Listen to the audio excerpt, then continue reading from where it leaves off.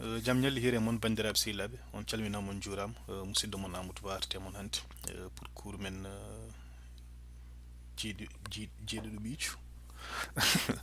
Donc hannde so Allah jaaɓi installe ten ko serveur Ubuntu oɗo sous Linux, donc kañum wonata serveur men web. On va s'attarder afficher le plan. Donc Aulos Web 01 ko billude le VM Shell, installer Ubuntu 18.4, installer les VMware Tools, patchen serveur o binden ko bonne pratique à jeeya. Après configurer un Apache comme web serveur et puis VSTPD comme serveur FTP. Donc do jehen VM Workstation pour créer des shellmen. Donc on va créer une nouvelle machine virtuelle. Suivant, suivant. Linux, Ubuntu, non de déjà, suivant. Donc on va changer le nom de la VM, Bidanko Web-01.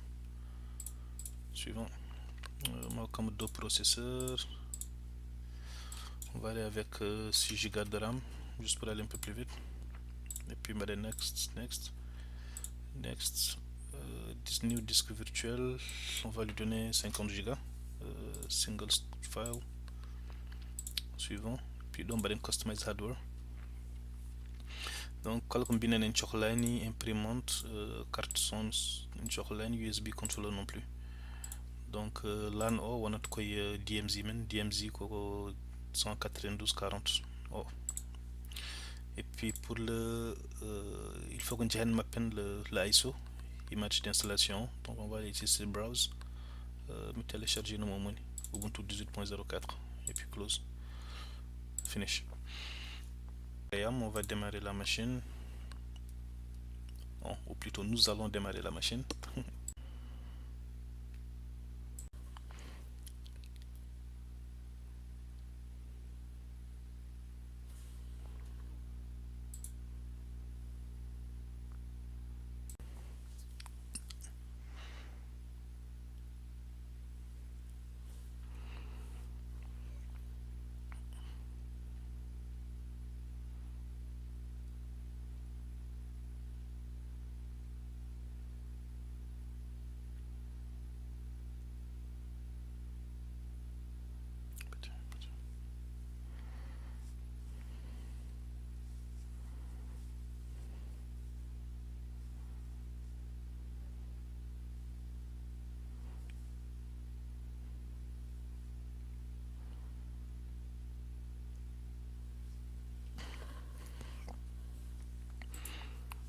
Donc démarrage en cours.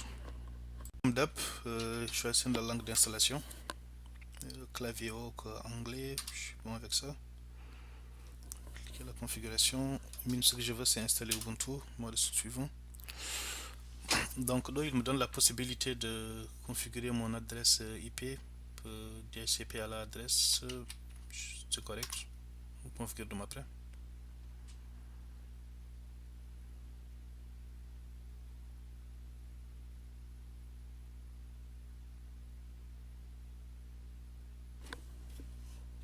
L'installation Java continue avec DHCP, mais c'est normal parce que réseau Mongodeno, on n'a pas de serveur DHCP derrière.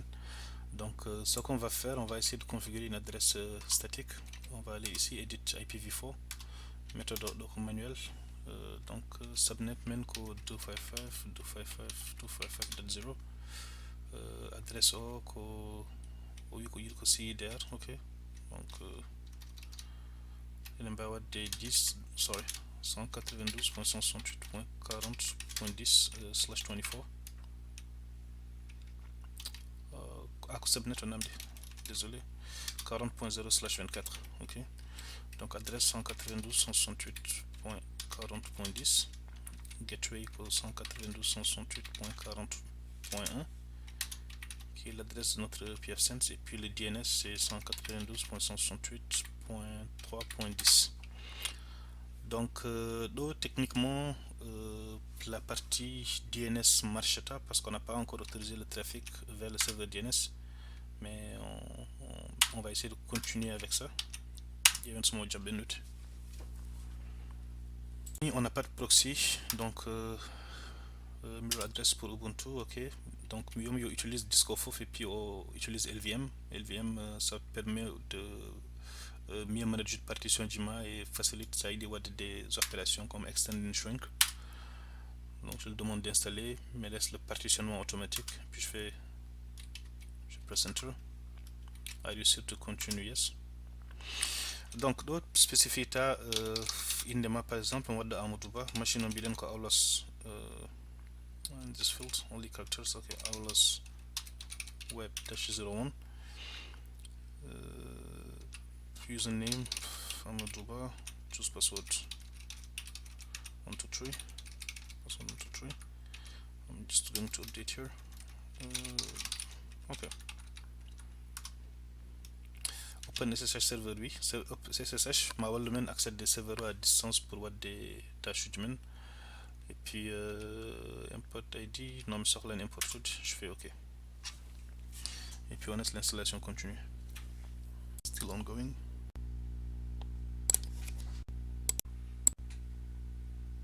Donc l'installation a été complétée. Il va encadrer démarrer la machine. Reboot now.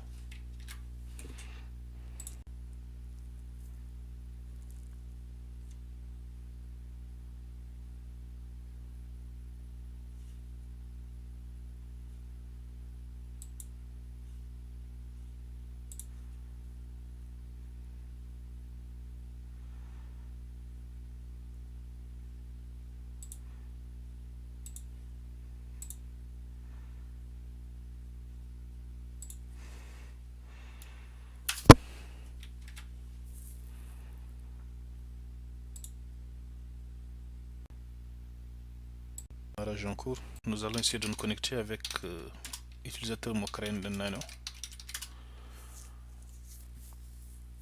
Parfait, donc là nous sommes connectés. On va d'abord voir si notre interface du pfSense est accessible. Non, ça c'est 192.168.40.1. On n'a pas de réponse, il faudra encore troubleshooter. Là on n'a pas de réponse, qu'est-ce qu'on va faire? Je vais vérifier la config IP ici, ifconfig. Donc on a bien l'adresse 40.10 et puis route.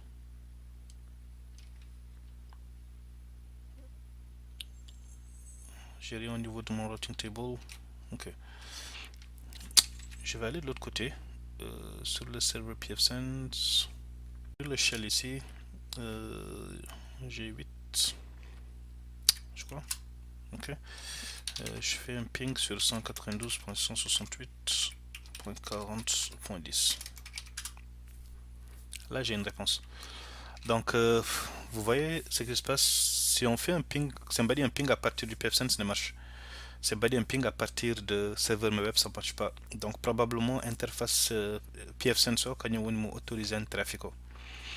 On va essayer d'ouvrir une autre session sur notre serveur web, comme ça on exécute TCP dump. Mais c'est qui je vais aller sur le DNS server. On va essayer d'utiliser Putty avec mon compte admin. Utiliser Putty pour nous connecter au serveur Ubuntu. Mais c'est que je l'avais déjà téléchargé ici. D'abord, il faut que nous nous assurions que le serveur Ubuntu est accessible d'ici. Ping 192.168.40.10. Parfait. Sur le chef une règle qui autorise tout le trafic à partir du LAN vers n'importe quelle adresse. Donc, on va vérifier son BD une entrée pour le serveur web, nslookup, aulos-web-01 40.10. ok, donc je peux utiliser ça. Donc pour se connecter à Outset Putty, ça te permet d'établir une session SSH sur ton serveur, donc aulos web-01. Le nom de la session ici, on peut l'enregistrer pour ne pas avoir tout le temps à taper. Je vais changer l'apparence un peu pour changer le font. L'ici de la console, je vais aller avec du 14 ou 16, ça doit être correct. Good. Parfait. Donc là, je vais essayer d'ouvrir une session. Je valide pour le certificat. Mon mot de passe c'est là. Ok. Donc là, je suis connecté. Mon point, c'était de savoir, on avait tantôt fait un ping sur, embedder un ping sur le PFSense, ça n'avait pas marché. Sumru team doyeni. Ok. So, on m'a dit un ping sur 192.168.40.1. On voit qu'il n'y a pas de réponse. Et pourtant, c'est exactement sur la même interface, sur le même subnet. Donc là, le test que je vais faire, c'est vous montrer comment nous assurer au moins que le ping, qu'il quitte notre interface. Donc on est sûr qu'il, pour nous assurer qu'il a quitté notre interface et a priori a déjà atteint le pfSense. Donc je vais préparer la commande ici. Mais avant de l'exécuter, je vais retourner sur la session SSH. Je vais voir c'est quoi le nom de mon interface. Mon interface c'est ENS32. Donc on fait un sudo TCP dump. Et puis on spécifie l'interface ENS refill.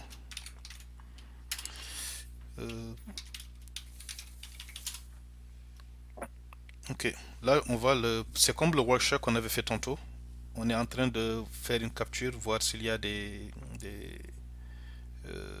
informations qui transitent ici. J'aurais pu mettre un -v pour avoir un peu plus de détails. Mais on va refaire le test. Donc sur moti un ping, et ma session petit, tu vois. On voit bien qu'il y a du trafic. Ça c'est du trafic SSH qu'on voit. Et puis laisse-moi voir si on a quelque chose à destination de 40 points.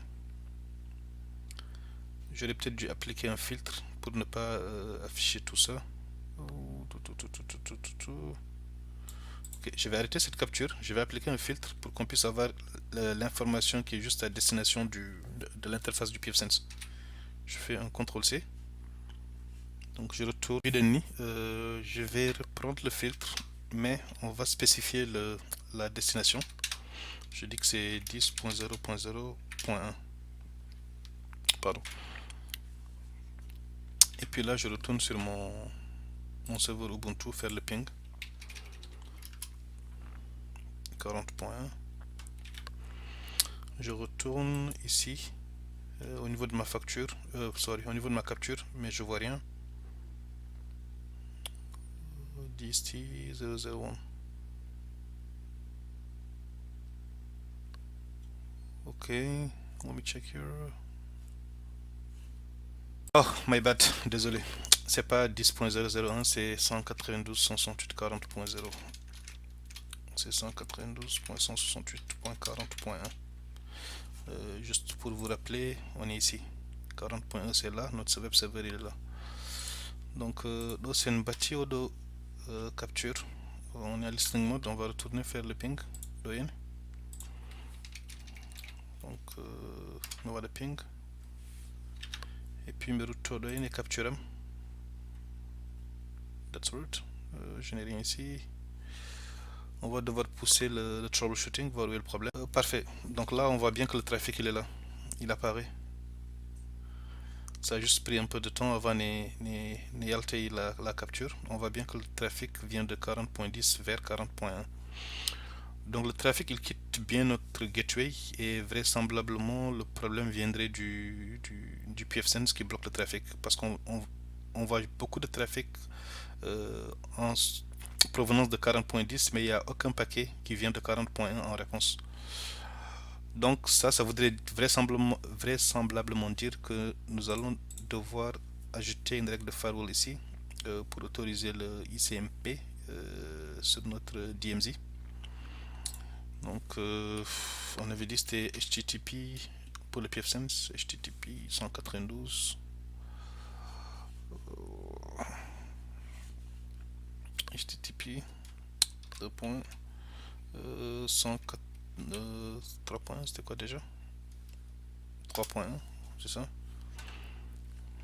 Donc le todo est média oui 3.1. Ok, donc admin mot de passe c'est Halan Manuel. Parfait. Ok, donc là nous sommes connectés. On va aller sur notre interface. En fait, mais nom au lieu de webmail, là on va directement mettre DMZ parce que web et mail généralement quoi DMZ méthode. Donc on va dire ça sur notre interface DMZ, save, apply changes. Je vais dartin de capture. Ok, donc là je vais aller ici au niveau des règles. Ça c'est mon DMZ. Ce que je vais faire, je vais ajouter une rules. C'est mon interface DMZ qui va autoriser tout trafic, tout ping de mon réseau DMZ network vers le LAN.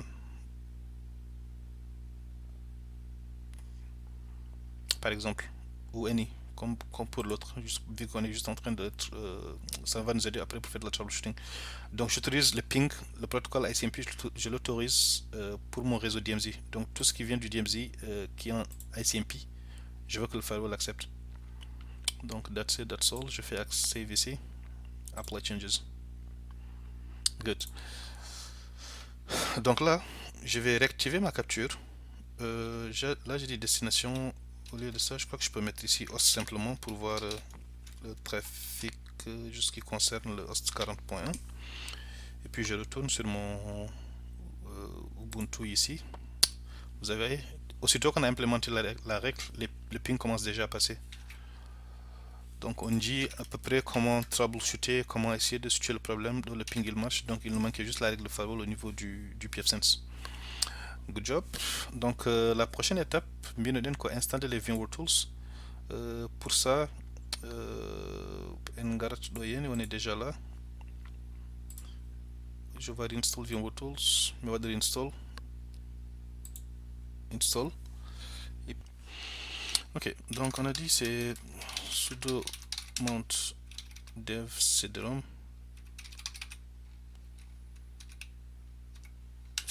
dans mnt cdrom.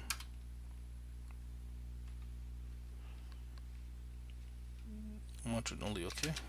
Donc mnt cdrom ls. Ok, je vais aller copier carrément le VMware Tools dans mon home directory. Ok, je vais aller dans mon home directory, je fais un sudo tar xvzf de VMware Tools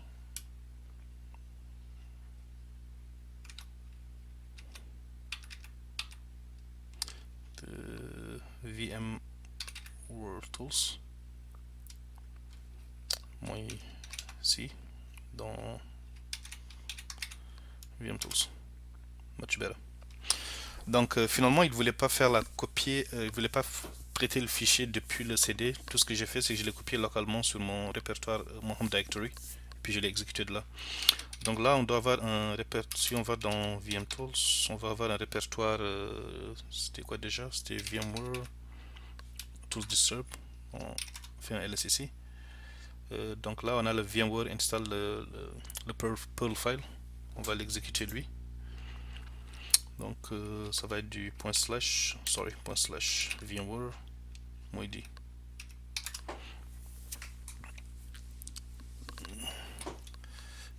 Operation permission dev. Ok, je vais faire un sudo.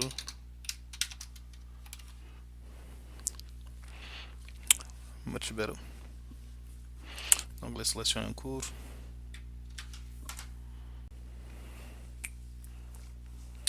Donc finalement pour aujourd'hui vu qu'on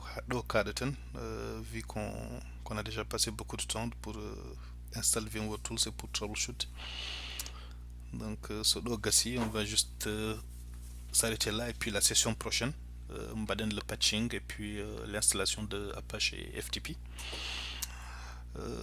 C'est toujours le fun de rencontrer quelques petits problèmes parce qu'on a vraiment comme tu sais présente un aspect de troubleshooting il y a le problème du Toko Sinjogida et comment les résoudre. Donc on voit bien que dans Gassi, installation au Gassi, je vais redémarrer la machine et puis en principe je fais un sudo sudo reboot now. Parfait. Donc ce que est mon serveur web mami wande redémarrage en cours et puis c'est tout. Kodum tan woni VMware Tools. Donc pour résumer, on dit comment installer VMware Tools, on dit un peu comment contourner de une problématique aussi. Et côté réseau aussi, troubleshooting, TCP dump, faire les captures, comment analyser et voir certains problèmes. J'espère que cours hando wonko nafi mon wala wonko jangir mon ko est et puis je vous dis à la prochaine. Nous bien on va continuer et plamen. Donc c'est-à-dire ajouter une règle déjà pour il y a des internet pour avoir des résolutions DNS et puis on va installer le Apache le web server. Alors bandira mi salmini mon mi juri mon musiddo mon Amadou Ba. Donc je vous dis à la prochaine. On jaram.